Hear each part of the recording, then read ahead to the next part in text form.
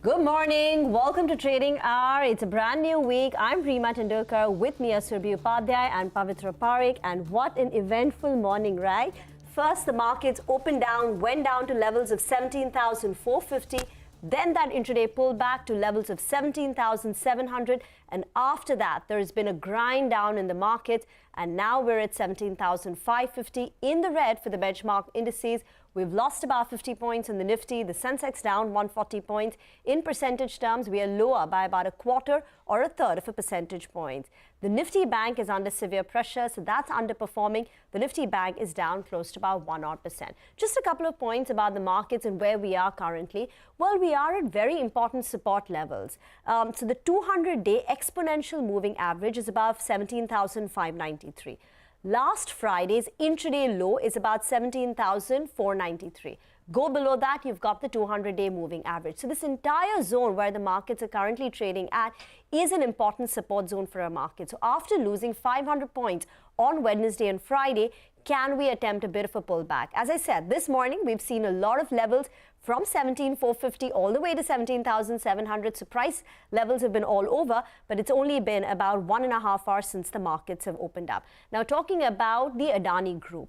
The Adani Group stocks, which are in the F&O, so that's Adani Ports, Enterprises and Ambuja Cement, these are the stocks which are currently holding up in the green. That said, Adani Ports, if you pull up the intraday chart, you would now see that it's seen a significant sell-off from the day's high. But at one point of time, the Adani Ports stock was higher by close to about 10%. But the other Adani Group stocks, which are not in the F&O, that's Adani Total Gas, Transmission, Green, Power, Wilmar, these do not trade in the F&O. And there you are seeing lower circuits of 20% for Total Gas, Transmission down 20%. Remember, these are the non-F&O Adani Group stocks. Banks are under pressure. In fact, the banks have been under pressure for the last, couple of trading sessions now. ICICI Bank, 1.5% lower on that. ICICI Bank is down 1.5%. Since the beginning of the year, ICICI Bank is down close to about 20%. So even before this whole Adani issue rose, the ICICI group of stocks were under pressure. State Bank of India was another stock which has been weak since the beginning of the year as it continues to see profit taking. But as you would see, look at the way ICICI Bank has struggled since the beginning of the year. So this the weakness in ICICI Bank actually began a lot before even this whole Adani issue. Bajaj Finance is holding up pretty well in the green. That said, the stock is still about 8 to 9% below the Q3 business update. Remember, the Q3 business update, which came in early January, was a big miss, and the stock fell from levels of about 6,500. So although Bajaj Finance has recovered to levels of 6,000, it's still about 8 to 9% lower than what it was at the beginning of the year. A couple of important earnings as well. We'll be tracking L&T, Tech Mahindra, BPCL, Exide, Gale, and many, many others as well. Hi, someone told me 600 companies report their numbers this week. So add that to that list of how big and important this week is. The budget, everything that's happening with the Adani Group, earnings. FOMC, auto sales, 600 companies, someone told me. Running out of breath already. But, the problem, girls, is that this market is beginning to remind me of Friday all over again. I mean, look at what's happening on the bank Nifty. It's down 1% again. And pull up the intraday. Reema mentioned the Adani Ports. The intraday is telling you a story. For what it's worth, there's still price damage that's continuing.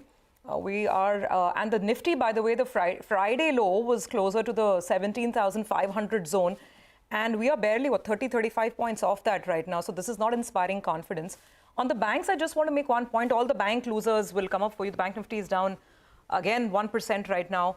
One of the most important takeaways, and we'll talk about that as we go forward on the show, from the Adani Group is that 23% of their total debt, which is $30 billion, is coming from Indian lenders. And we've had statements from some of the Indian banks, including SBI. Ritu Singh spoke to SBI officials on Friday, that a lot of this is anyway backed by income-generating assets like airports, etc. But none of that seems to be sort of helping sentiment for what it's worth. People are choosing to go slam dunk on banks yet again. Pavitra, that's something that stands out for me. And I know you're looking at the individual entities as well, but it's largely looking far more red than green like we were hoping at the open. Oh, absolutely. And, at one point, right after the open, we got that huge recovery. Nifty Bank was up, 600 points from the low. So it looked like things are picking up. You had all of the banks move to the day's high. And now, once again, like we've been telling you, it's at the low point of the day. So the index in itself is down almost 400 points.